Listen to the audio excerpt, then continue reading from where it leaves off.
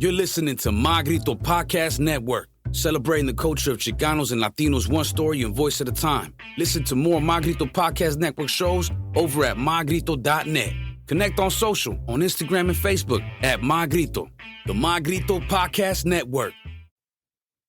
3, 2, 1.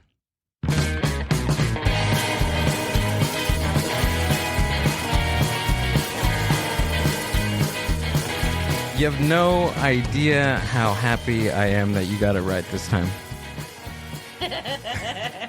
Thank you. You're welcome. And thank you, Gilbert Louie Ray, for being here. Oh, thank you. How are you?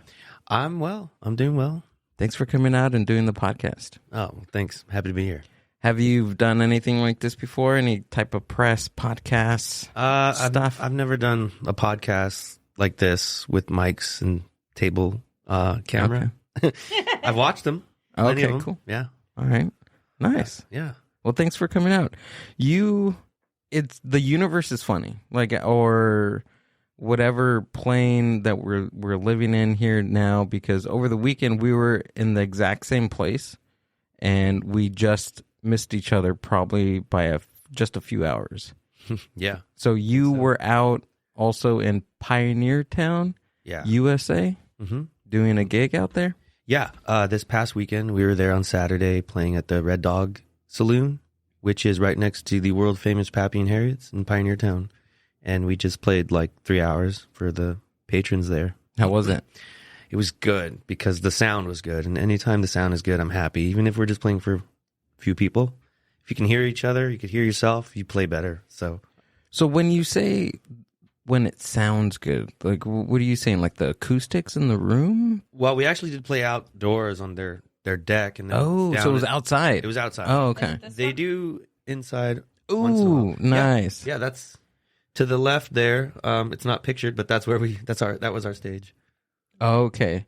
So where you walk in and where the like food is, which they have really good food, by the way. We had their beef brisket tacos. Oh my God, they were so freaking delicious. Too. I had one of each actually. Yeah? Yeah. We should have did the one of each thing, Amber. They were good. Yeah. I have a bone to pick with them, but we'll talk about that later. What's your bone to pick? That they gave me Valentina. Oh, it was in a packet, right? Yeah. Yeah. Don't like packet hot sauce. Yeah, that I was was like, but they were good. The tacos were good. The beer was good. I should have got a cocktail to see how it was, but great place inside. It looks amazing inside there. Yeah, it's cool. It's like right at home. I don't know if you noticed, there's another side room in there with a TV in there, and they had like the OG Super Nintendo. Oh, Super Mario. where was it? Towards the back? Like the opposite side from where the bathroom was. There's a room in there. Oh, I didn't go in where there. I walked in. I saw people playing. Yeah, where you walked in and you're like, oh, look at there's like more seating and stuff. There's But I thought the guys that were in there, I did see two guys back there, but I thought they were like working or putting something away. So they must have been playing video games. Mm-hmm. I think that's what. Yeah, it didn't seem like they were. It didn't seem like inviting to the public. Yeah, that you could like peek your head in there and be like, yeah, hey, you're playing Super Mario. Amber was peeking for sure. I was, and I didn't feel invited, so I didn't go through. You're right. Well, in the desert, you should be peeking. It is so freaking cool up there. Yeah, Like that was our first time out there, and in that whole desert area. the desert area. I mean, I've been to the desert before, but that's like Victorville and Apple Valley, but nowhere like what is that? It's more east. East. Yeah. Of Victorville and all the high desert stuff. So, but that's considered high desert as well. As a kid, I couldn't stand going out there. I was just like, why does anybody want to be in this heat? That's what I would do. And the times I went, a couple times I just got nosebleeds, and I'm just like, I'm never coming back. This is the worst place on earth. But then in my adulthood, I grew some kind of love for the desert, and I actually love going. I don't go a lot, but when I do, I'm like, this is great. No more nosebleeds, though. Yeah. It's good. You grew out of that. Everyone that like was there, that worked there, or anywhere that we went, everyone was so happy. Yeah, everyone's happy and nice. Yes. And like willing to help you. inviting and welcoming. Yeah. And it was, the whole vibe up there was just, it was awesome. Makes me want to go back again. You should. And let me know next time. Yeah. It was like, it wasn't too hot up there. I mean, compared to inland over here in the valley type, but it wasn't too bad. I didn't think twice about the heat while I was over there. No. I mean, because it's also just been so hot in LA anyway. Yeah, lately. Exactly. So it was just, 5 degrees hotter? Like, I didn't even... The stars out there were amazing. Yeah, we saw shooting stars, and you forget to look up in LA, I feel. Yeah? When you go out there, you have no choice but to be like, whoa, look how many there are. You know? So. Yeah, I was thinking about, like, what type of lifestyle does somebody live in the desert? Like, what's their daily... Like, it has to be completely different than somebody living in LA. I mean, I just hope they get to work from home, stay in that AC. Yeah. If they can. Me and Amber were trying to think about, like, what our life would be like if we moved out there. Like, what kind of job would I get? What kind of job would you get, Amber? You're telling me it would be like Ross or something like that? No, I didn't say Ross. Oh, okay. I'd work. I imagine you in a Spock. No, smock. I'd work at the Bubble. What's it called? The hair salon. Oh yeah, you just like a gallery or like an art gallery or something like that. Yeah, there's a lot of art stuff. We got more books than we should have out there at the Space Cowboy bookstore. Oh, that was cool. Yeah, we got like 4 or 5 books from there. Okay. Where are they? We need to put them right here in the studio. I got a lot of UFO books. Nice. Alien stuff, ancient aliens type of stuff. All right, I love that. But yeah, dude, it was great. It was a great time. Mm-hmm. It was a great time up there. Yeah, it's a great time out there. Yeah, all the time in my adulthood. So, how long did you guys stay up there for? Just a night. Just a night. We got out there. So, my band's like our producer. He has a house in Palm Springs, so we went to visit him first in the early afternoon. Went swimming, and got all the nutrients sucked out of me from the sun. And then we took about a 40-minute drive to Pioneer Town, and then they set us up with a room there for the night, like as a part of the whole package. So that was really cool. It was walking distance. So it was just a night, and we left around noon the next day. Okay. Yeah. Oh, so it was a whole thing. How particular is that they would give you a package like that? Playing a venue and then also giving you a night. Yeah. That doesn't happen all the time. Yeah. But when it does happen, it feels good. It feels like you're doing something right. So that was our first time playing there. So for them to kind of offer all these nice things to us was just nice. Couldn't ask for anything more. Refreshing. For just a night in the desert, it was the best treatment I've ever had there. Did you check their little museum, Pioneer Town Museum? Did you have a chance to walk it at all? At nighttime, when everything was closing down, we just kind of walked around the whole area and looked at the stars and stuff. And gotcha. Yeah, they have like a little museum in there. It plays like a 4-minute video of the history of Pioneer Town. I wish I had known that. Yeah. It's really cool. It just talked about how they filmed a lot of spaghetti westerns, different westerns in Pioneer Town. Yeah, so it was initially it was made by an actor in the 40s. So they would film a lot of, how like in the 40s, a lot of Western films and things like that. So instead of going to Arizona or New Mexico or traveling, they came upon Pioneer Town and there was nothing there. So they decided to create. So everything you see there, even like the Red Dog, they're all were made for movies. So they were all like movie stages. So everything there is just like, well, not a facade because you can go in there, but they were made for movies. So for years and years and years, they did Western movies until Western movies started dying out. And then they just kind of left it. That's cool. Yeah. It sure looks like a movie when you go over there. Yeah, there was a lot of cool stuff. Even Amber found out what a spaghetti Western is. Do you know what it is? If I mean, I don't, but what I think of immediately is just a cheaply made Western movie. Gotcha. Can we Google it? Can we look it up? From what I remember, a spaghetti Western is a Western movie that was produced by an Italian director. So they called them spaghetti Westerns. Back in the 50s and 60s, a lot of these films were... I guess I should never assume anything. Were popping off. They even have a...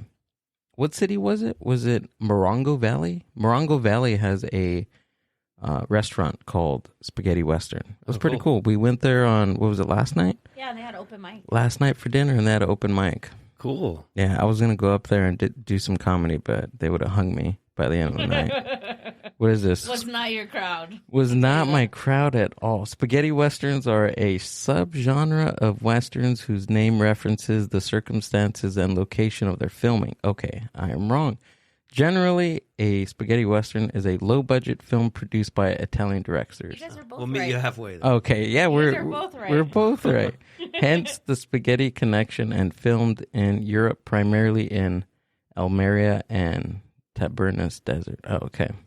So no spaghetti Westerns in Pioneer Town, I guess. No. But I learned something new. Yeah. We always do on this podcast. That's what it's for.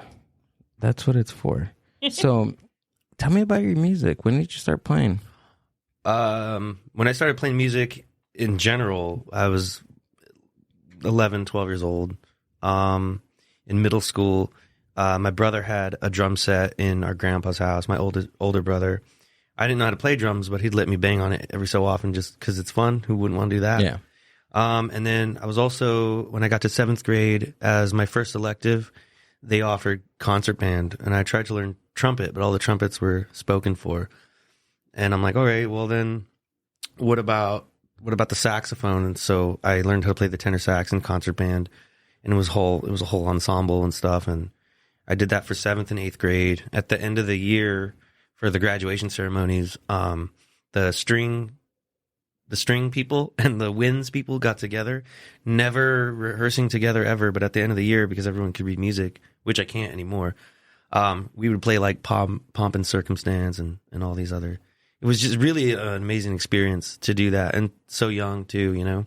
Never got to do anything like that again. Then I got to high school. There wasn't a music teacher, but I had already learned how to play the sax. Then I met a friend. He's like, well, you know, why don't you want to join a ska band? I'm like, what's ska? And he goes, do you know Sublime? I go, yeah. And he goes, that's like not ska, but that's a nice introduction to it. So I joined a basically Sublime cover band. Then also, I still love drums, you know, so then I did play drums in high school for other bands. I was really into punk music in high school. I also loved guitar, but in high school days, I can only really do power chords, which is just like one of the easiest ways to play a guitar, I guess, if nobody knows what a power chord is. And then post high school, you know, I was in a few bands, and fast forward a little bit, when I was like 21, 22, bluegrass and country kind of just showed up on my doorstep, which are genres I used to think were the most annoying sounding things I've ever heard. But then one day it just hit me, and I'm like, whoa. And it was a whole vast world of I call Americana music that covers country and bluegrass and blues and even rock and roll.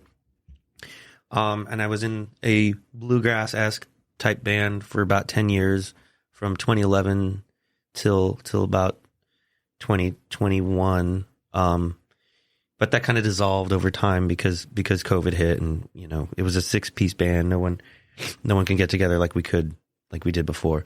But halfway through that band, I had started to kind of mess around with just writing my own solo stuff in my room and just singing to myself in the corner there. Sorry, I keep moving away from the mic. I won't do that anymore.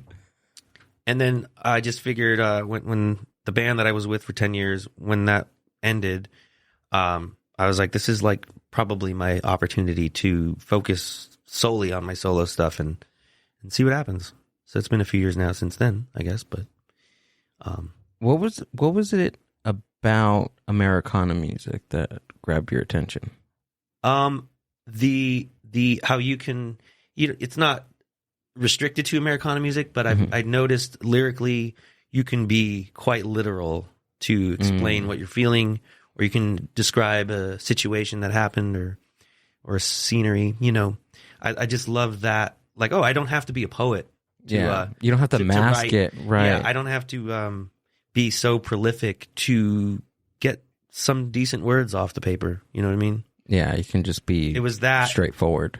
And then also, it was bluegrass first, and then country. And I liked a lot of the bluegrass. The speed of it, it's kind of practical. Although some people would say it's not, because it's also very hard to play sometimes too. But hearing it sounds practical. And it kind of reminded me of punk music in the whole the fast changes and everyone's kind of together on as the chords are moving along, you know, and. It was mostly just the lyrics, I guess, and it was just new. Forever it was just distortion, and drums and amps and all that stuff, right? And then things kind of calmed down with that tone. But that's a big turnaround from punk to bluegrass, right? Yeah, it is, and especially not growing up with it. I mean, no one in my family likes any of that, and I was surprised that I fell into it. But it's one of the musical loves of my life. And what kind of music did you grow up like listening to, like in your house? Like what kind of? So my parents split up when I was 2 years old. I'd go to my dad's house on the weekends from then till my teenagehood, and it was always Beatles, British Invasion stuff, a lot of oldies, Motown stuff from the 50s, 60s, 70s. Then at home, my oldest brother, who's 15 years older than me, he would play nothing pretty much from like just 70s and 80s music. So I have I have a soft spot for 80s music for sure. Which also sounds like, that's like on the other side of the spectrum, right, when it comes to Americana. But so I grew up with just a lot of old music, I guess. In the late 90s, when I was in elementary school, everyone was singing along to Britney and NSYNC, and I'm singing, you know, She Loves You, yeah, yeah, yeah. So that was interesting. But I mean, it wasn't just old music I grew up with. I mean, Nirvana and Green Day hit hard back in those early days. Ramones were like my favorite punk band out of all that stuff. Yeah, that's like the gist of it when it comes to what I grew up with.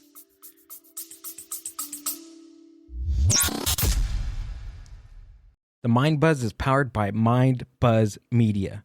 Mind Buzz Media is an on-site video and audio podcast production company.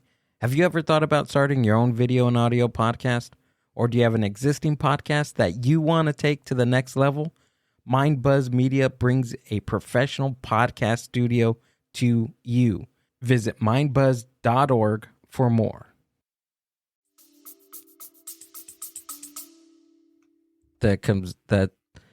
Dude, it's always the Ramones that always like grab people. It's so weird. Yeah. My brother, who let me bang on his drums growing up, he showed me their movie Rock and Roll High School. That's what kind of opened the doors for That's that. right. And then totally forgot about that. And also Jackass 1 came out, and they had a song in there by the Misfits called Hybrid Moments at the end of the movie. Mm-hmm. I've never heard of the Misfits or even that song, and that was like my anthem, you know, for a good year. Yeah, still is. We actually cover it now, but just a little more bluegrass. Which is really? Yeah, we played a wedding last year, and they wanted us to play that song, and I was like, "Oh, that's cool." You're really asking me to play the song? Now it's like in our set list, you know. That's awesome. Yeah. How often do you do that? Do you take covers of songs and turn them into your type of genre? Yeah. Like if we're doing a wedding or private parties or stuff like that, those requests usually we learn them. Well, why would we ever forget them? You know. Or sometimes if I like a song, there's certain songs sometimes they don't sound bluegrass, but learn the chords and then you can change it to have the bluegrass rhythm, if that makes any sense. Not all songs you can do that, but what's a good example? Okay, so the song called "What's Love Got to Do with It" by Tina Turner. Uh-huh. Okay, that's a very like R&B soulful. You know, it's got vibes, right? Mm-hmm. But, you know, you can take those chords and the melody will still be the same. And you just play them like you would bluegrass.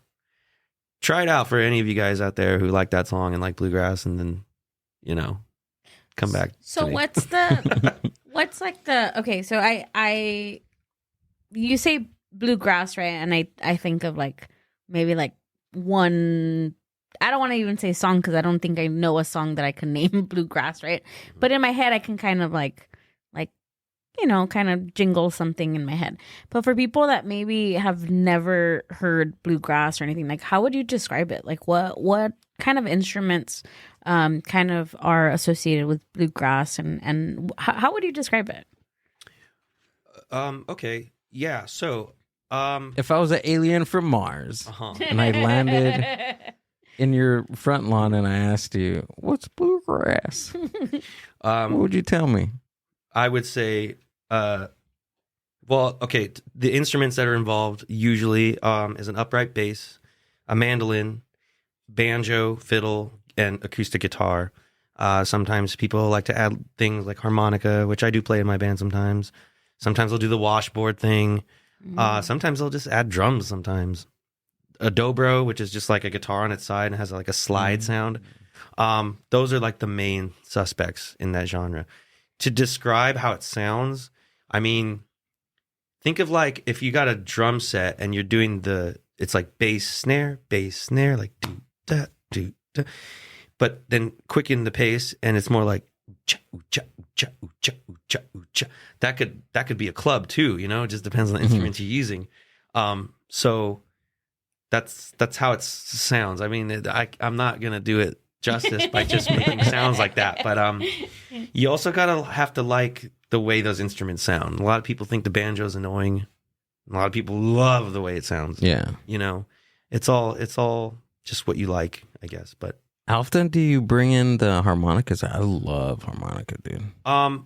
When I started solo, to compensate for when I would write a song, I usually would write a part in the song where there's room for a solo.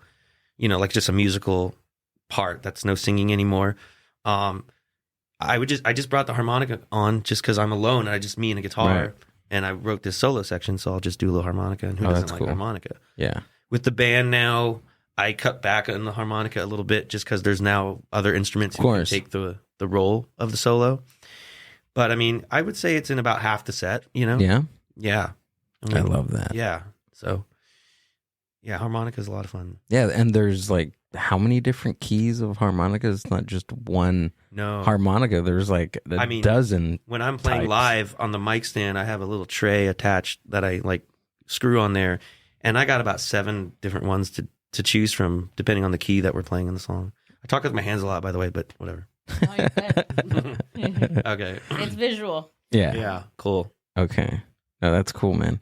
Yeah. The last time Harry Katz was here, we were talking about Jimmy Reed. He's one of my favorite harmonica players and guitar players. He plays Chicago blues. I know the name. I don't know the music. Yeah. Sadly. That's cool. Yeah. I had to go to that episode and take a listen to it. It's really cool. They actually cut it out of YouTube. They took it out? Yeah, they took that out. I hate when they do that. Yeah. They even, I don't know. Did I explain this the last time not the last time, but on the podcast? So we showed Harry Katz videos from Jam in the Van, and even though it was the artist we were talking to on the interview, they still cut it out. Huh. Like that part was copyrighted, which was weird. Yeah. Oh, that sucks. Yeah, it was weird. I think because it was like property of Jam in the Van or something. Okay. Yeah. Right. But it was like the artist. I'm literally talking to the artist. Right. Watching his video and they cut it out. Yeah. It's super weird how the whole copyright stuff is. It's just, it's a whole new world of legality. Yeah. Especially with YouTube now. And they always just make the print so small. Right. In the contracts. Like the people that talk really, really fast on commercials and they're like, right. Did you get that? Like, yep. You listen to it. Yeah. Salespeople, when they're selling stuff, they're always fast.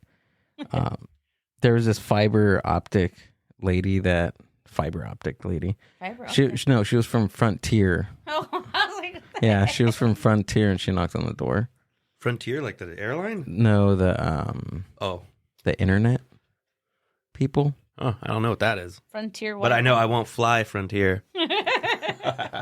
But yeah, she was trying to sell me stuff, and she was like talking really fast. And she was like, "What day can we come in to change your internet?" And I was like, "What? Like, I didn't even know you were here from like a cable company. Like, what are you doing, lady?" Yeah. And she talked me into it. So I guess we're changing our internet Jesus. next week on the 9th. No, wait, the 9th is in a couple days. Yeah. Oh, shoot. We don't even know who Frontier is, and you're changing it. Well, You got to gamble, dude. you know, if it's faster internet, then you made the right choice. Yeah. Well, Yeah. we won't know until we get it. All right. So Good if the luck. Mind Buzz lags on on YouTube, you know why. Just kidding. It's my fault. But It's yeah. your fault. Yeah, it's just wild how people sell you stuff like that. Yeah. Besides being a musician and artist, like what other jobs have you done?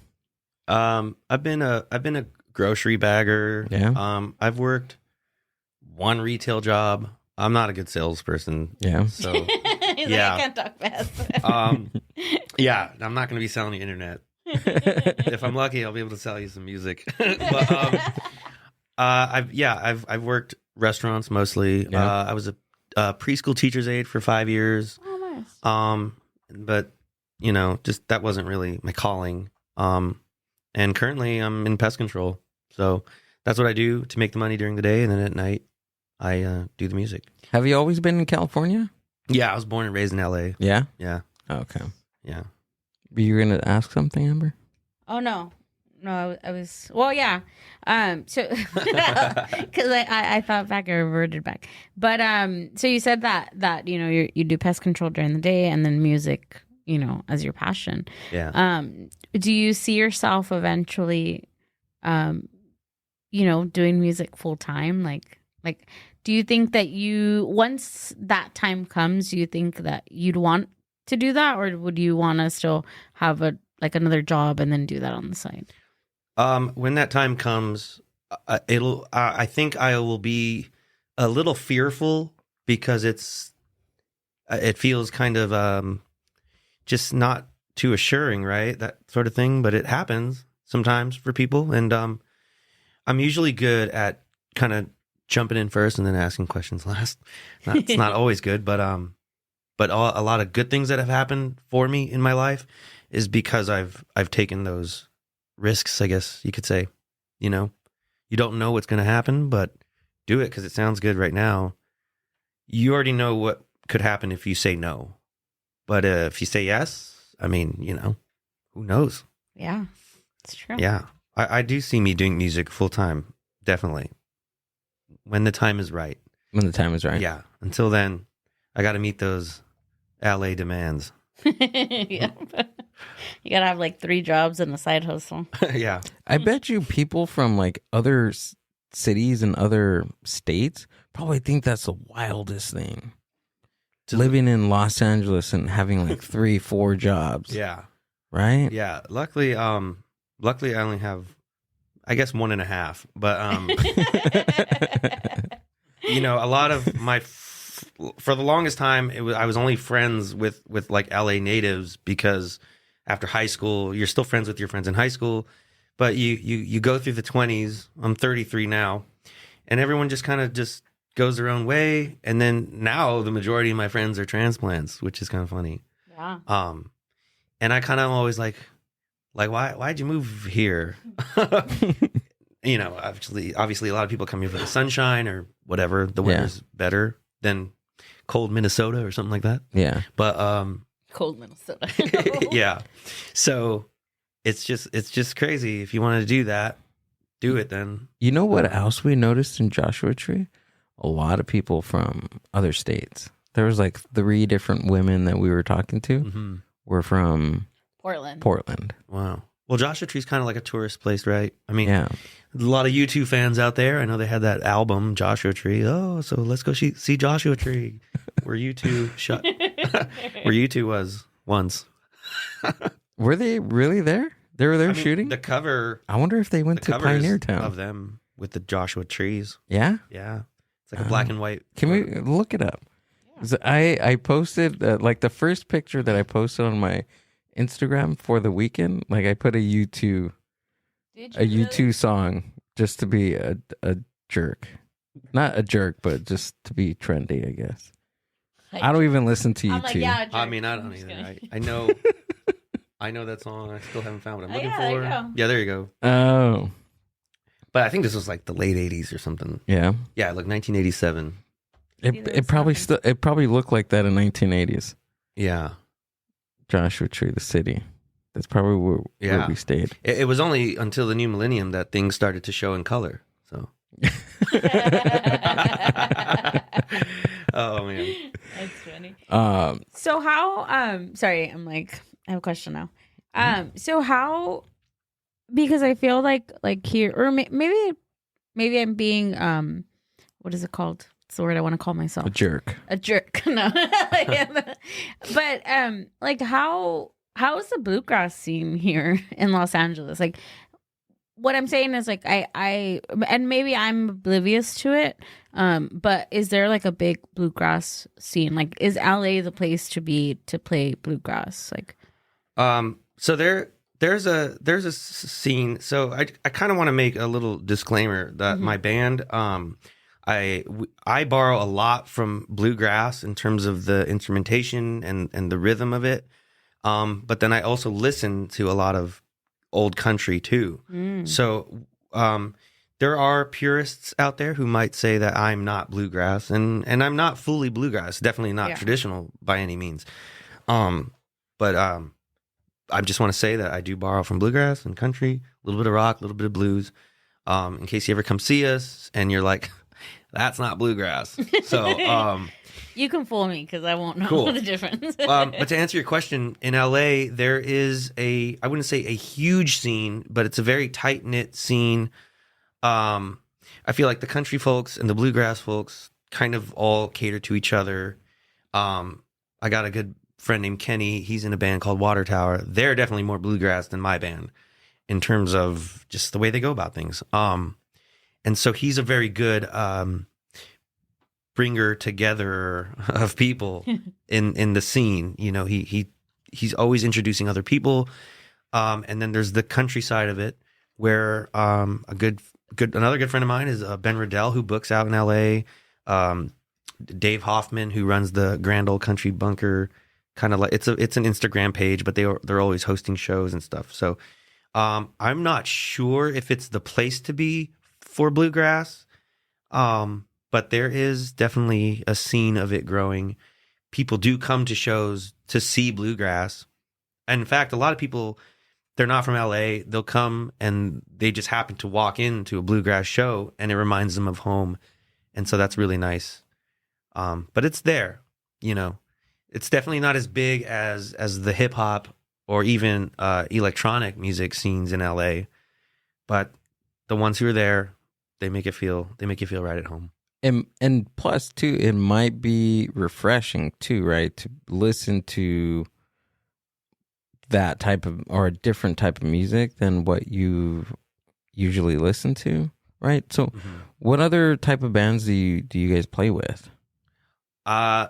You know, sometimes we'll hop on a bill with a band that sounds like nothing like us. Oh yeah. Which we try to stay away from because we want to keep it right to the same liking. But we'll play with another band. Ike's Creek is a band that I know, and my friend Corey is the lead man in that. They're like Americana. They got parts of bluegrass in there. We'll play with Water Tower, my friend Kenny's band, sometimes.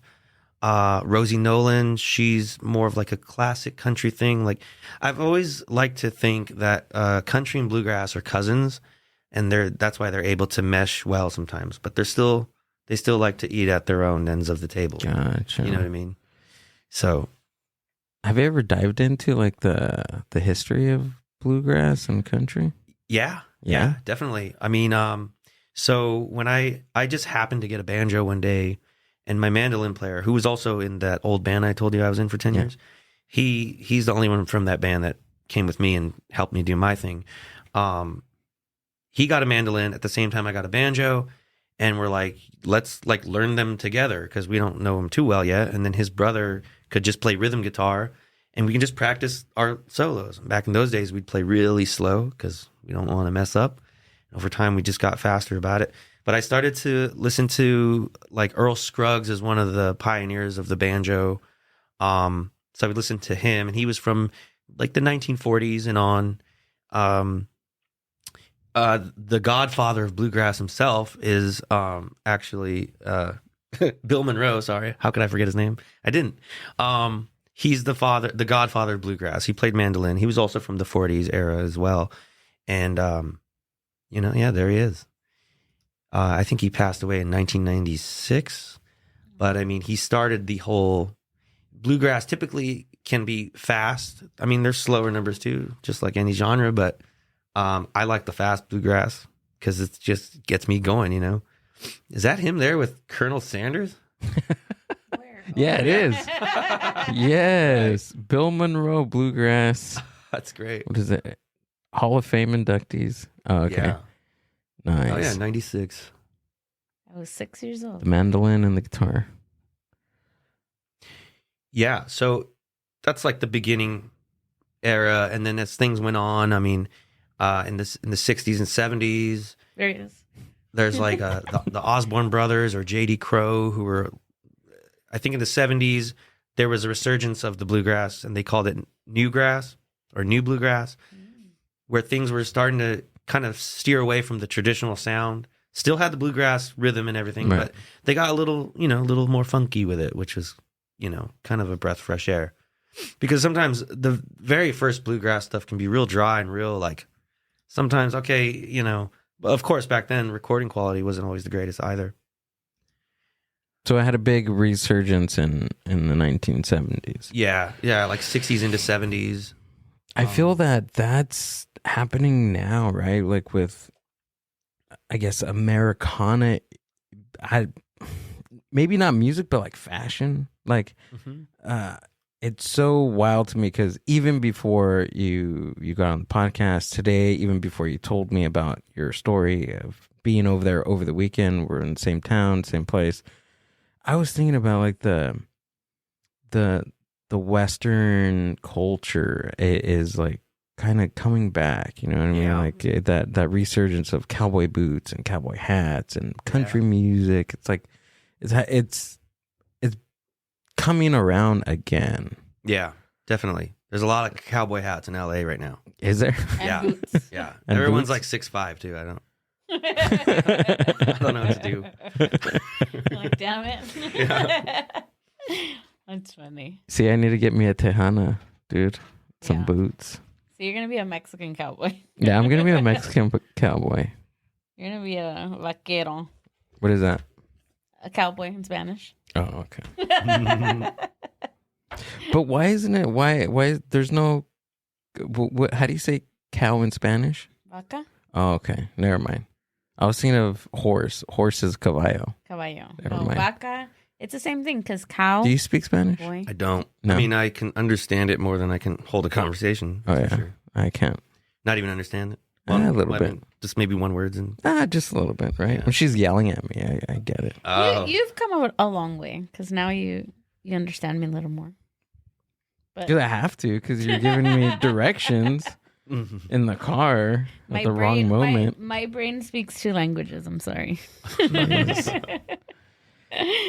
funny. Yeah, it's the resurgence of fashion, and then But I feel like The that always music. happens. Like it's like things. Even like look at like the 90s, right? I know it's not a good example, but it is a good example. Like the 90s, all the fashion. Like I was born 1990. Oh, me too. Yeah, you said you were 33. I was like, oh, I'm turning 33 at the end of the year. But everything that was within, like in the 90s, like fashion wise, like the little crochet tops and like the chunky sandals, and even for guys, like it's all coming full circle again. You know, you go into the stores and everything's 90s or early 2000s all over again. And then it's like, it just keeps recycling, like fashion and music. It recycles. It just goes through periods of time where it's like dormant, like maybe like 10, 15, maybe even 20 years. And then it's like, boom, here we are again. That kid at the Matador Gallery, dude, he looked like he just walked out of like a Soundgarden music video. Wow. Yeah. It was trippy. Like the one that had the pants, like yeah. Yeah. When I seen him, I was like, "Whoa!" You know what I see a lot of? Where are you from? People. It looks like a lot of the dudes dress in LA, at least. Everyone's dressing like the Fresh Prince of Bel-Air from the 90s. Really? Yeah. Well, it looks that way to me. Yeah. It just looks like a Will Smith shirt. You're like, hey, you know who he is? So yeah, it's definitely coming back, like 90s. Yeah. Which is what, like that 30 years ago? This is wild to me. 33 years ago. Like what we grew up with is now like Gen Z kids are thinking it's hip and cool, and we're like, we already did that. Yeah, it's maybe new. I don't know. I wonder. I feel like is that what happened to like all the like the baby boomers when everybody was dressing rockabilly, like the 1950s? I wonder if they've felt the same way. It's like I can't and now like that. And now I can see ourselves to where like we've been there, done that, right? Like you're like, okay, I don't want to rewear that or anything like that. And then now you come off as like, oh, look at she's wearing mom jeans, or oh, look at that man. Like now they look at us like adults, and that's how we looked at like, you know, the generation that maybe we wore their items. And now I'm like, dang, I'm a señora in someone's eyes. Yeah. I'm not cool anymore. I think that's what's happening. Definitely. I was called old the other day by my 6-year-old nephew, which is, I guess, fair. What does he know? But I'm older than him, so. But you don't feel it, right? No, I don't. I feel just as sprung as I was when I was maybe not 23, maybe like 26. Yeah. Do you believe that you are old as how you feel? I believe that. Yeah. I believe that. I feel like society's always cramming down in your head, like, you know, oh, dirty 30, or they always say something about every age, right? No going back, all downhill from here. And I'm like, why would you put that out there? Like, you know, I see like these 70-year-olds like running still sometimes, and it's just like it's life's how you make it, not what other people tell you it's gonna be. You know what I mean? You will get old. Obviously, we're gonna deteriorate and eventually become dust again, right? But you know, you don't have to be like thinking about it all the time. You know, oh shit, dust o'clock's coming. You know, getting dustier by the day. I mean, you know, definitely if your back's starting to hurt because you've been sitting in a chair too long, maybe you should stand up for sure because you are 33. Yeah. But you don't have to be like, I'm going to die tomorrow. I guess. You know? I don't know. I just don't. Once you start believing that sort of thing, I'm too old, or I'm getting old, or I can't do this, I can't do that, you're just setting your fate up. It gets depressing. Like, I hate when people do that. Like, oh, my man, I'm going to be 34. Yeah. Blah, blah, blah. Yeah. Shut up, dude. Get up. Drink some water. How about that? That's what I'm saying. But we were even having this conversation the other day where as kids, like, I always thought of like my teacher or my parent, right? Like my dad was 20, or my parents were like 20 when they had me. So I was like 10 years old around this time. I was 13 when they were in this time. But I see my parents and I think like, oh, they had it together. Like, you know, as a kid, you think adults have it together and they're the most well put people and everything's great and they figured life out. Like they found the fucking formula. And now I'm here and I'm like, I did not find any fucking formula. Like everybody's struggling just like me. Like, you know, and it's crazy. It's crazy to think like that was your perception as a kid, was like you seen an adult and you just thought this is an adult and everything is gravy. And now it's like, shit, I'm an adult. Sometimes I forget. Yeah. Mentally, I'm still 23. Just want to throw that out there. I think. That's okay. Maybe 14, but physically, 15. you Physically, you can't stay out till 4 a.m. drinking. All night. physically, I'm like 73 and a half. Yeah. I have a friend he's like 70. He's over 70. Yeah. And this fucker still hikes. Like he's still This fucker. This old fuck still rides bikes. He like mountain bikes. He runs. He's a creature, dude. Like he is crazy. He gets in a Scooby-Doo van, dude, and he drives up the coast to like Washington and Oregon. He's living the life, dude. But this guy, like the reason why I say fucker is because Bill, he's like a close friend to me. Like he's really close, and he's always like texting me, sending me pictures. Hey, like I'm kayaking. I'm like, what the fuck? Like I'm over here on like my laptop, fucking hating life, and he's 70 years old, retired, and fucking canoeing and shit. I'm just like, that's badass, dude. I want to be Bill. Yeah. When I grow up. But you should be Bill now. Yeah, I should. Because you don't know if you'll make it to Bill's age. Right? Yeah.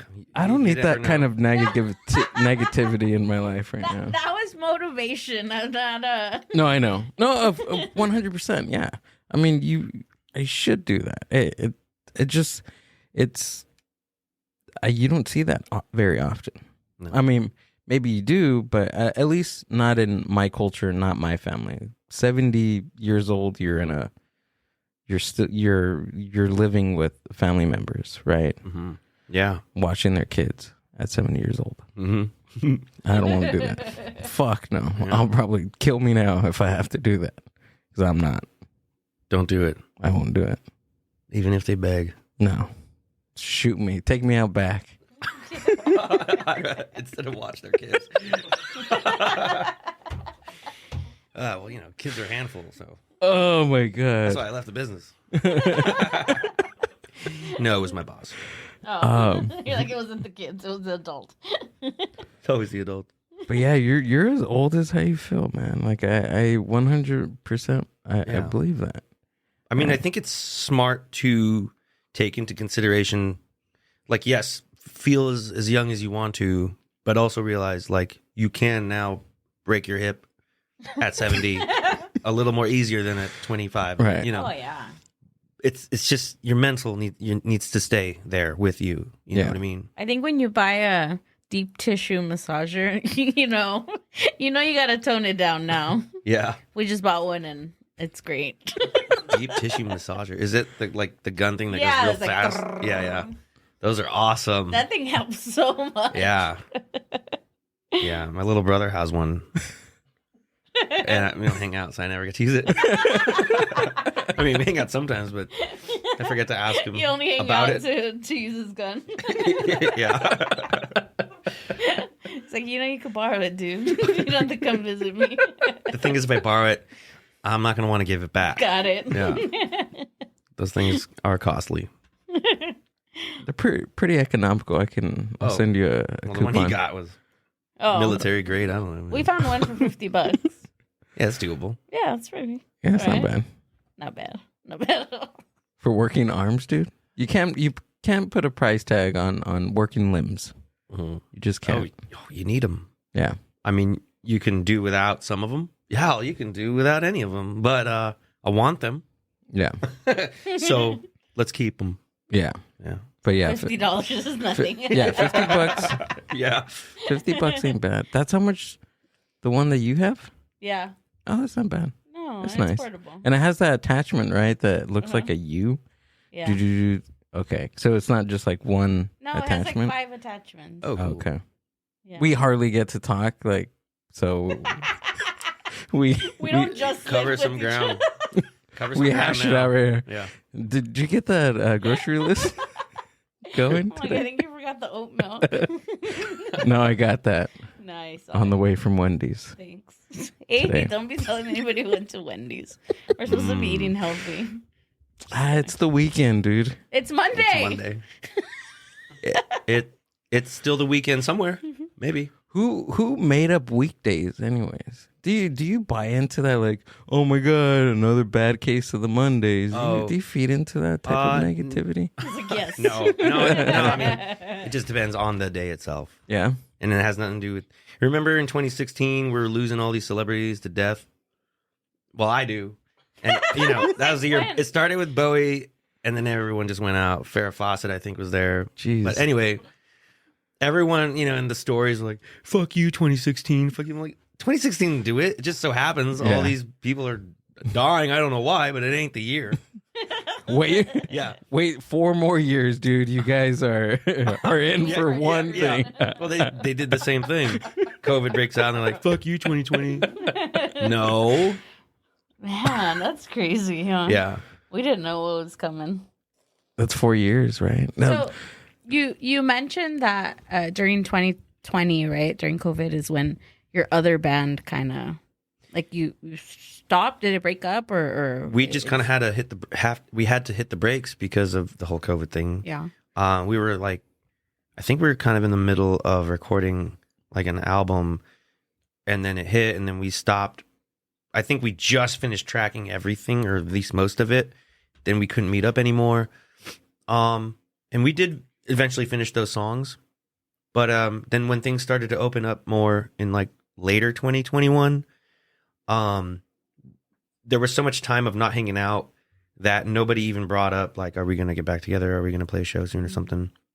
There were little things, but I kind of just kept quiet on it because I was already starting to get the ball rolling on my thing. And I'm like, this is the catalyst for me to do now what I think I actually should be doing.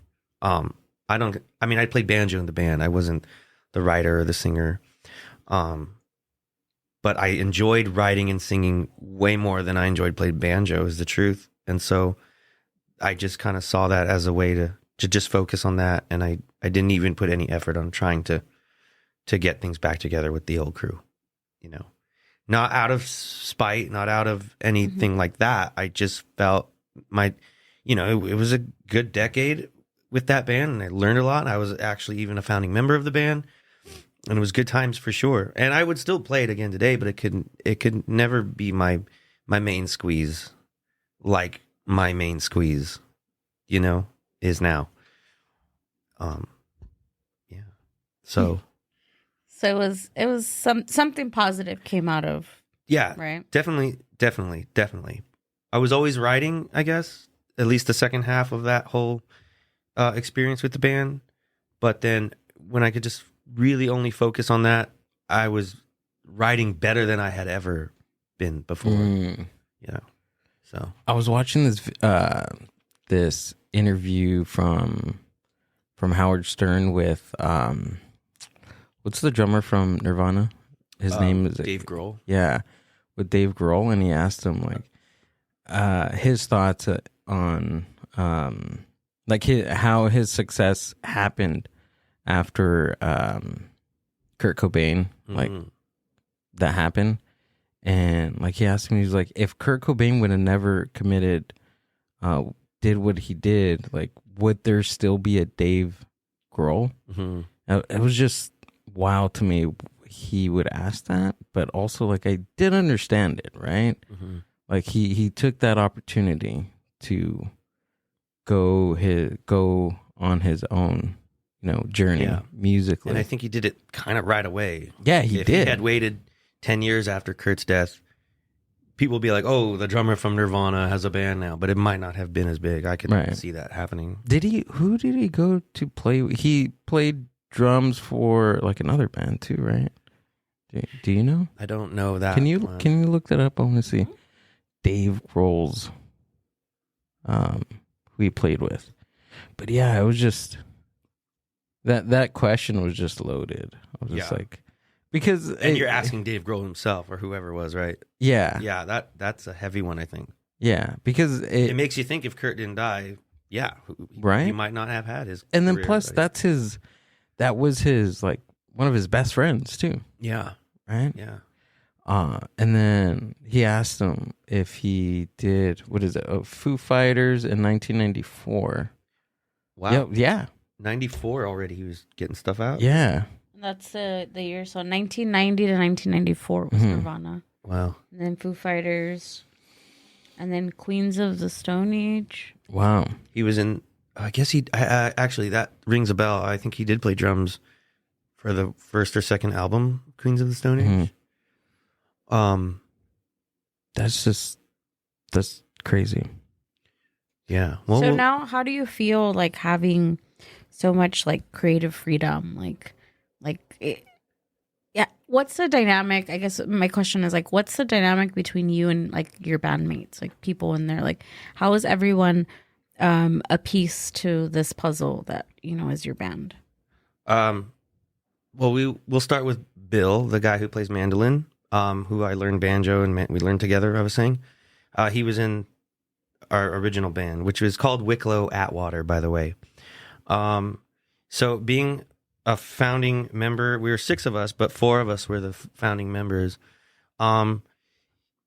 Since there were 4 baby daddies, we always kind of had to come to a decision together that we could agree on, Whereas now, though I do listen to the suggestions and the creative ideas that my current band has, it's just nice to know that, I mean, I'm not like, I don't know, how do you not sound like a dick to say this, but I get to make the final call, I guess, which is just nice, But there's things sometimes that the others in my band now, when they do tell me things or bring up certain ideas, I didn't think about that, but what a great idea. Let's actually go with that idea because it's a great idea.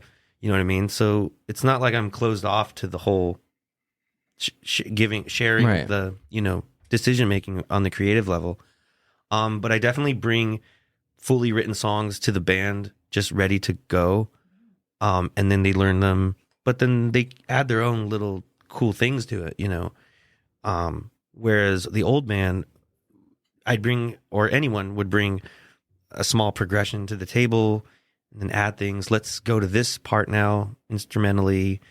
Our singer at the time, he only wrote, so he was the just sole writer of it. And that's how that worked. But this current band, I'm basically at the head of the helm. Did you ever write something like in your old band? Did you ever write something and like present it? Yeah, actually. And yeah, so the first song I brought to him was called Come On Over. I said that I had worked as a preschool teacher's aide. There was a mom there that I had a crush on, and basically I wrote a song about her, and it's called Come On Over, and I still play it with this band because I wrote it. It's just, I could still perform it. It's like my cougar song, as I say.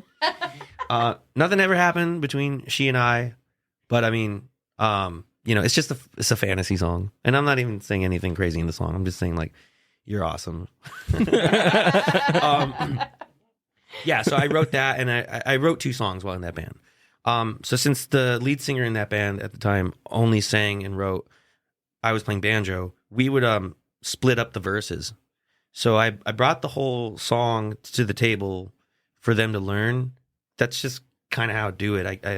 It's kind of hard sometimes for me to co-write with other people because it sometimes takes me a long time to write a song, and just it's all about like what I'm feeling personally. And though you could communicate that with someone else and they can lend something in, it's just kind of never been that way. But yeah, so I wrote 2 songs for that band, and we would switch off on the verses, which kind of gave it a nice like variety of voices.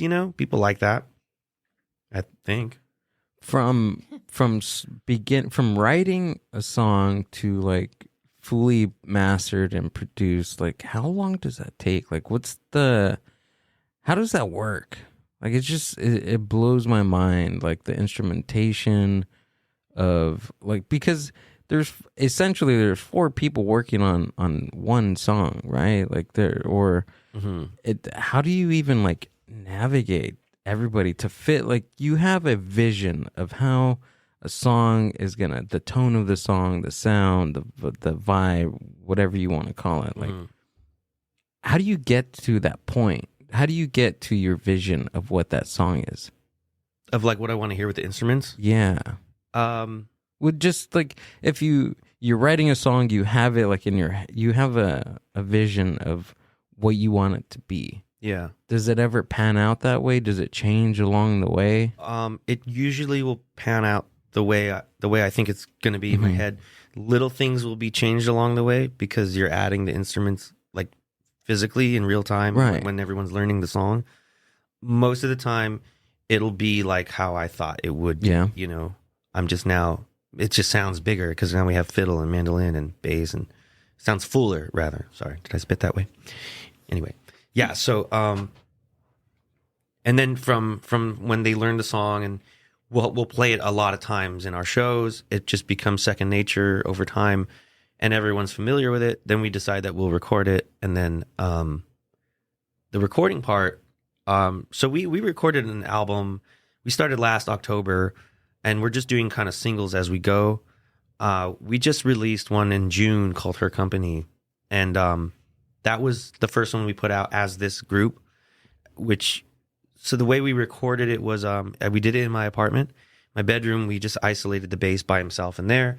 The hallway has some like sliding doors. So we put the fiddle in there, and the mandolin and I were in the living room. And of course we try to treat the place kind of like how this is, as best we could to contain the acoustics, try not to have too much bleeding in the other microphones because we record live. You record like all together, like live? 1, 2, 3, 4. Here we go. What's remarkable though, I find I'm like impressed by my band. I don't sing while we're recording the instrument parts, so that way we can just focus on the singing later and mix it as best as possible. But I'm like very proud of them that they can remember the melody in their head and play the whole song, even when we're not in the same room with each other. We can hear each other in headphones. But I think that's pretty cool that we could do it that way. So we did a bunch of songs that way. So we record it, and then I took for the vocal sessions, we go to an actual studio. His name's Phil Rohr in Atwater Village here in California. He has a studio, kind of like a back house thing like this, where he just records in there. It's a full-on studio, and we just did the vocals in there. And then he mixed and mastered it. I've taken the songs to be mastered by other people too in the past, but we're just gonna roll with him because we're also trying to do this on a budget. Oh yeah, of course. The reason why we recorded everything in my place is because I have the means to record at least the 4 of us live, with the treatment that's required. But after a certain point, my skill set hits a point, and I'd rather go to like professional, especially for vocals. So kind of like backing up, I guess, because I thinking of the question that Gil asked, and then I'm also thinking like, so when you come up with the song, right? So you're coming up with the song, and kind of like what you were saying, Gil, where you were saying like you think of, okay, the banjo is gonna sound like this, right? Do you have to play? Do you like write out music like for the banjo? Like are you writing music for every instrument, or is it just you present them the lyrics and then your band kind of comes up with what it's gonna sound like? Like, so like what's that creative process like? Usually I'll just bring it with the singing and the guitar, and then obviously they play their instruments, so those are gonna be in the song. But there's some songs where we added banjo, or we just recently recorded an accordion on a song of ours that none of us could play accordion. We had somebody come in and do it. We just think of things and like, would this sound cool? Would this sound cool? Before we get the actual instrument, even times in the past, I have just brought out my MIDI keyboard and got the fake sounds of that instrument to hear what it would sound like with that, even though that's not the real instrument. And then eventually I want the real deal though, you know, but, and what I love about the band is that they're just always giving ideas or giving feedback. And most of the time it's good stuff. And we have a great dynamic in that sense. Okay. That accordion thing sounds cool.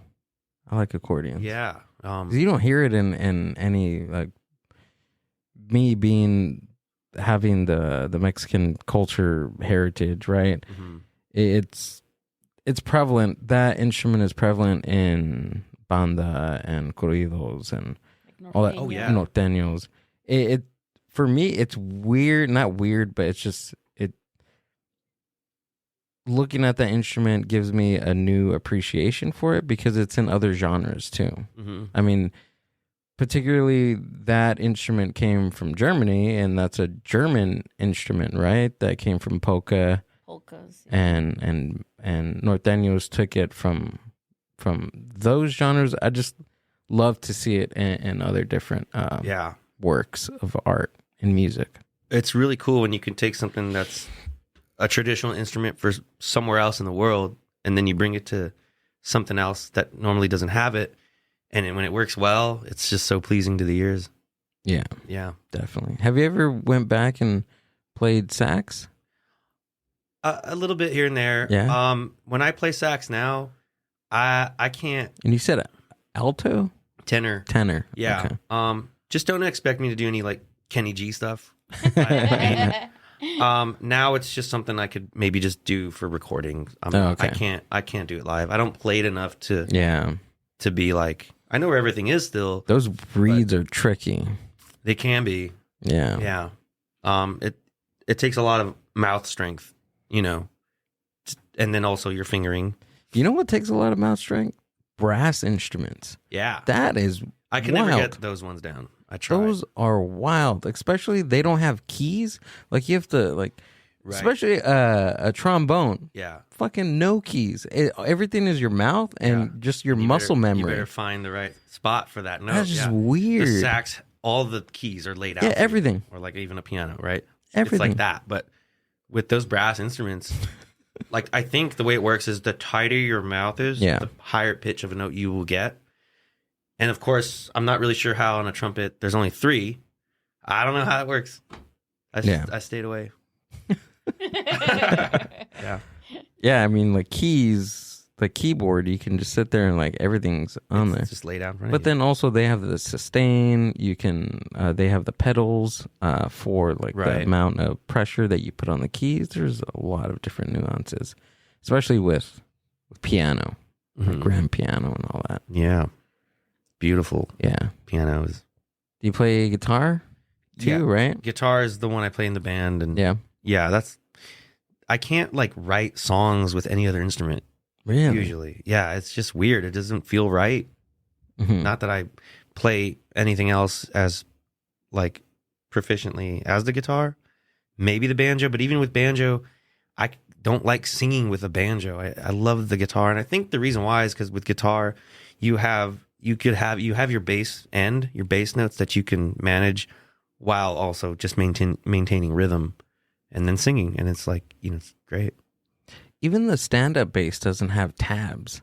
Like you have to use muscle memory and where your fingers you mean like are the fret, like on the spaces? the frets. I'm sorry, they're not tabs; they're frets. Yeah, no, but I know what you mean. And that is called intonation. Fiddle, violins have the same thing. Oh, really? Yeah. Oh, you that's right. just have to be precise, and that takes practice, I guess. Right. I can play upright better than I can play violin. I'll tell you that. Gotcha. But the upright's like a guitar in terms of the tuning. So that's why I kind of get by with it. Gotcha. Fiddle's a whole other tuning, and then sounds like a dead cat. I have one, but it just stays on the wall.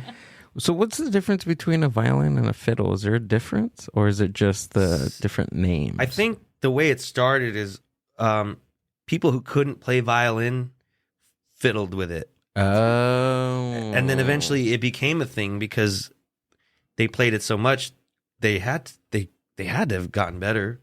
Right. So and then I'm not exactly sure where it originates, the term, or even Can we look that up? the whole thing, but gotta learn that. Fiddle.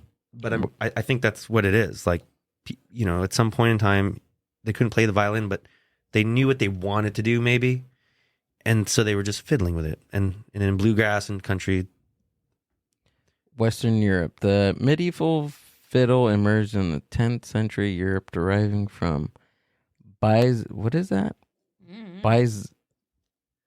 Byzantine era, ancient Greek. Whoa, that's a lot. No. A bowed string instrument from the empire and ancestry of most European bowed. So it's bowed. Bowed instruments. Bowed? Is it bowed or bow? Bowed. Bowed, right? Because That's that the thing little is stick. a bow. Yeah.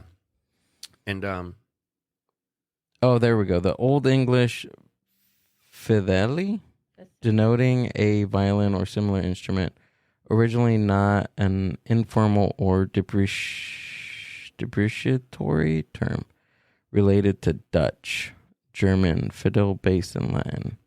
I have no clue what that means. Did you get any of that? I didn't. No? we'll just roll with what I said. Yeah. I think you're right. You're right. You're right. Wait, hold on. What about that one? When the term fiddle Yeah, there we go. When did the term fiddle originate? Where? Up right First there. one. Right People also asked. Play upon a fiddle, from fiddle, the figurative sense of to act nervously. Never mind. Yeah, fiddle. Yeah. See? Screw it. I can't find it. It's fine. What you said sounds perfect, and I believe that. See, held in an idle, ineffective way because they couldn't play violin, right? They're not going to do concertos or whatever. Okay, But- one more thing. Why is it called a fiddle instead of a violin? There we go. Second one down. I'm going to get this. A violin is sometimes informally called a fiddle regardless of the kind of music being played with it. The words violin and fiddle come from the same Latin word, but violin came through the Romance languages and fiddle through the Germanic languages. Oh. Still didn't. So my fiddler, her name, and by the way, the band is Bill Lupton on mandolin, Phoebe Silva plays the fiddle, and Patrick Torres plays the bass. But Phoebe, who plays fiddle in the band, plays violin first. When she's with us, she plays fiddle. She could probably give you a better definition of all this because she grew up with it. I mean, she's been playing since she was a little kid. But I mean, we have a music video out where she's on it, and it's just fiddly. Fiddly? Yeah, it's just fiddly. It's not, it's not a violin. I mean, I feel like I don't know how to explain it. It's just something you hear and see. You know what I mean? Yeah, I get it. Yeah. I can hear a fiddle, but I can't hear a violin. Or I can feel a fiddle, but I can't feel a violin. Yeah. Right? Yeah, I guess yeah. Well, I guess. I mean, do you write for the violin too? No. So No?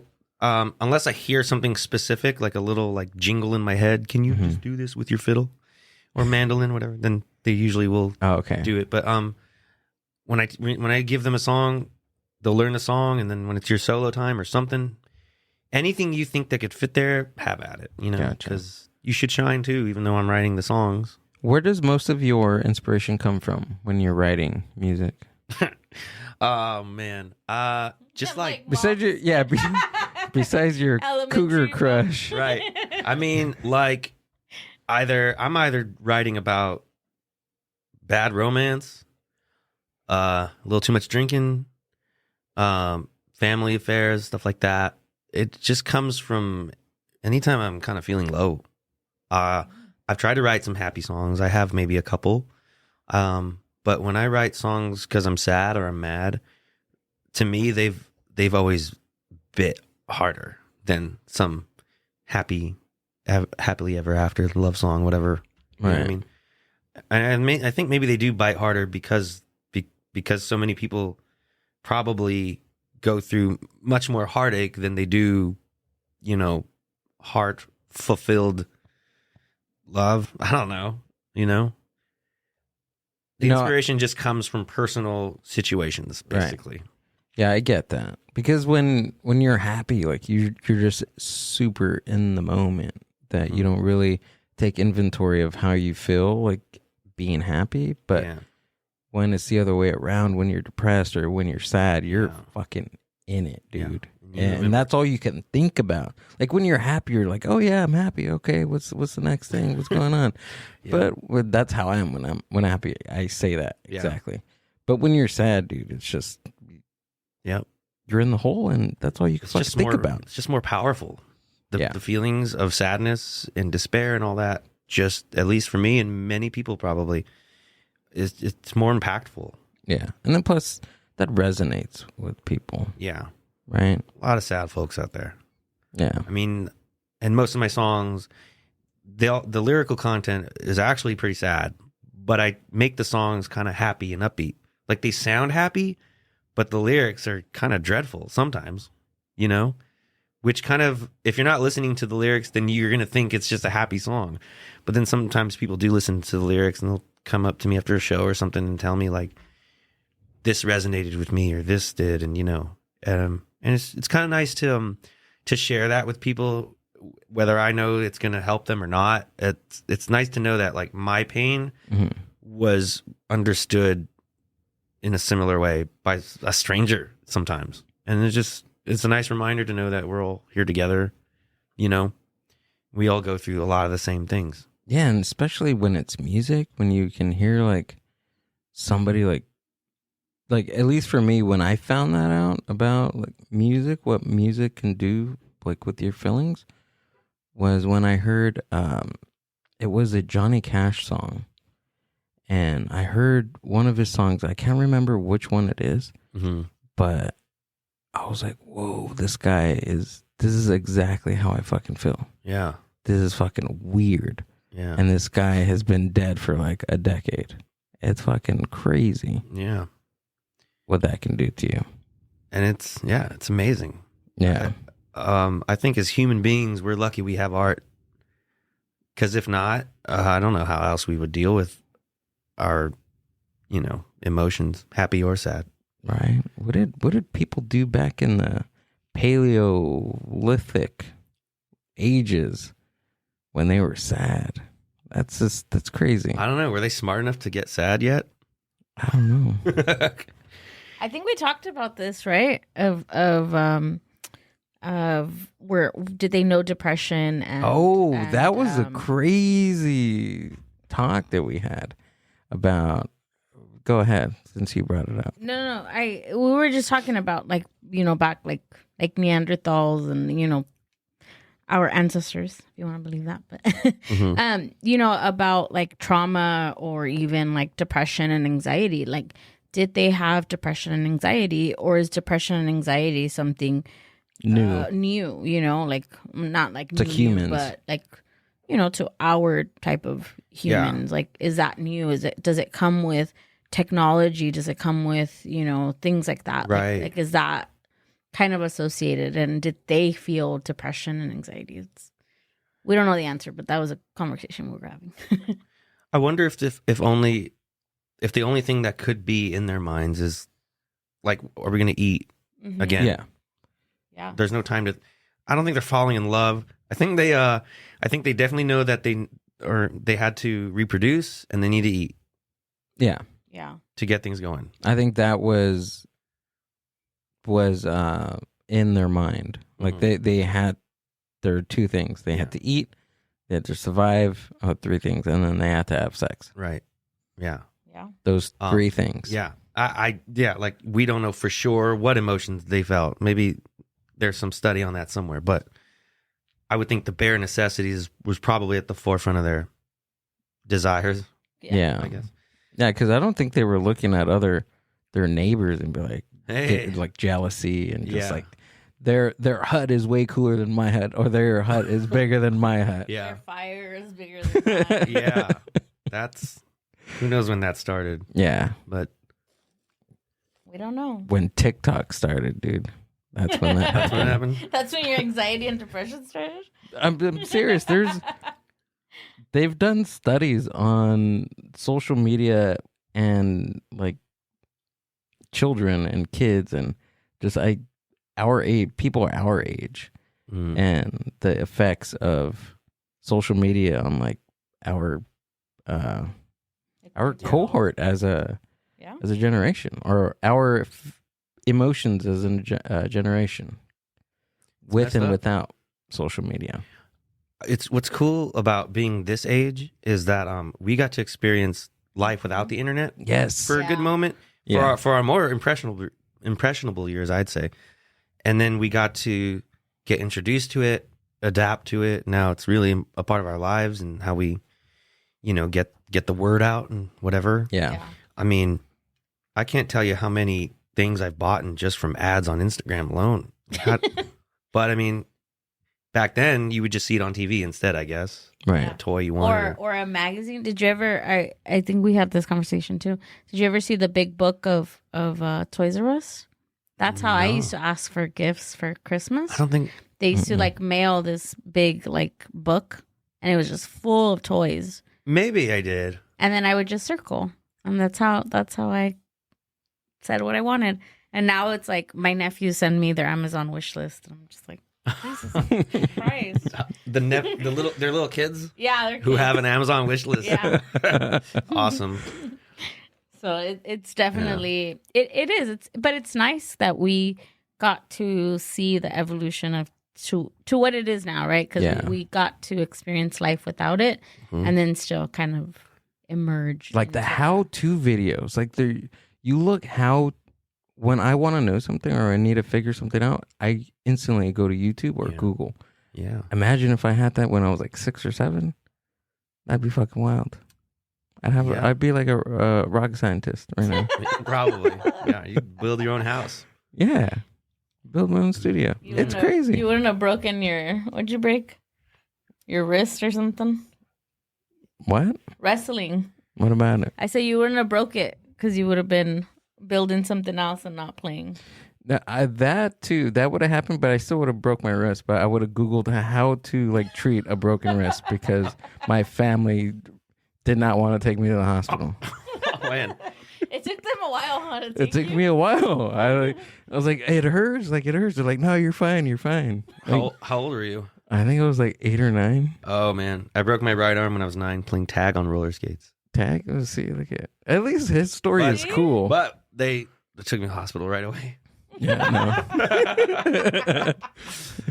I broke my nose. Rub it in, dude. Oh, shoot. Rub it in, go to the hospital. I didn't get taken to the hospital on my first nose break.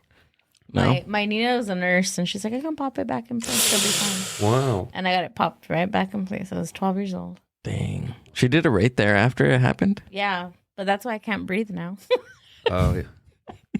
Maybe you should have went to the hospital. 2 broken noses later, and It would happen twice. it happened twice.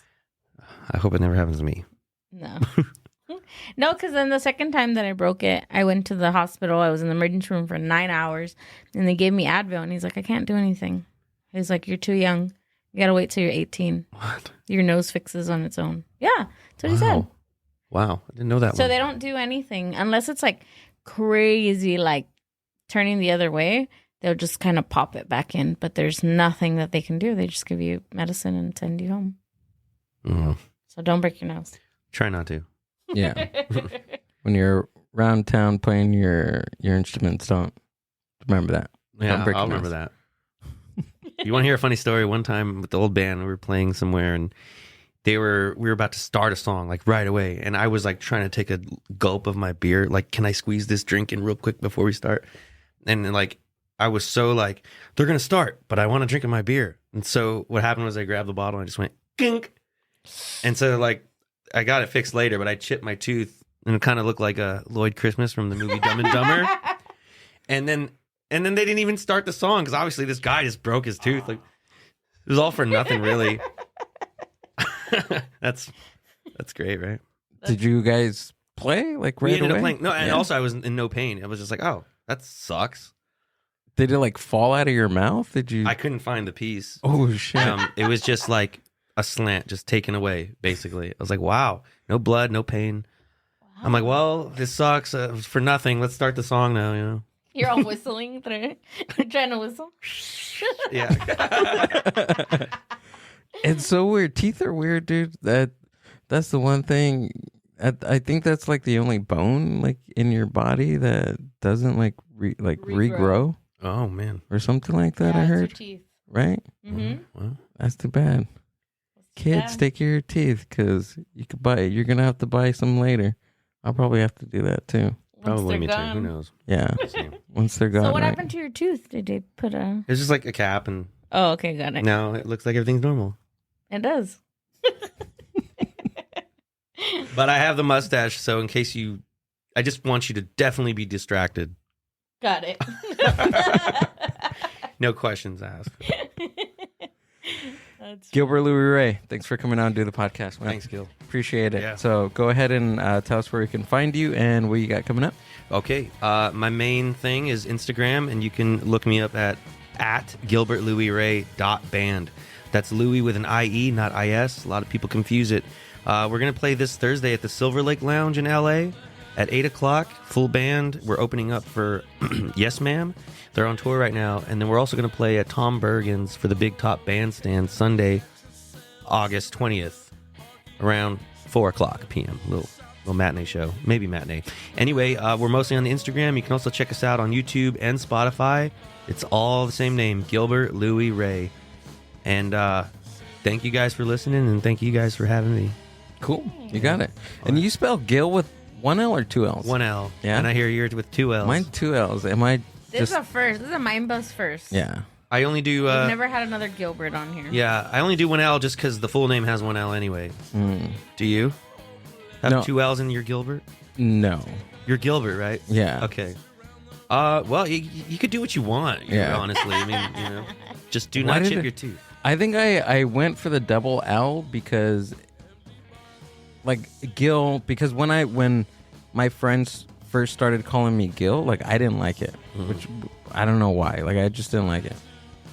Because I thought of like a fish. Yeah. Like a Yeah. gills of a fish. Yeah. So I think that's where I adopted the double L because I'm pretty sure that's how they spell fish gills, right? With two L's? I think so, yeah. I think so. So I think so. That's where I adopted it from. Two L's. Yeah. Oh, that's okay. That's fair. Yeah. Yeah. People, don't forget, we got Mind Buzz t-shirts. Finally, go to mindbuzz.org to purchase. We put them on sale right now. There's only a few left in this style, so check them out. You want to look hot and sexy like me, like I am on the podcast. Sorry, I need to laugh. Check it out. The Mind Buzz Podcast. Peace and love. See you guys on the next one. Thanks for listening to the Mind Buzz podcast. Subscribe to the Mind Buzz YouTube channel and watch full podcast episodes. Keep up with the hosts, guests, and upcoming events by following the Mind Buzz on Instagram at the Mind Buzz. See you on the next one.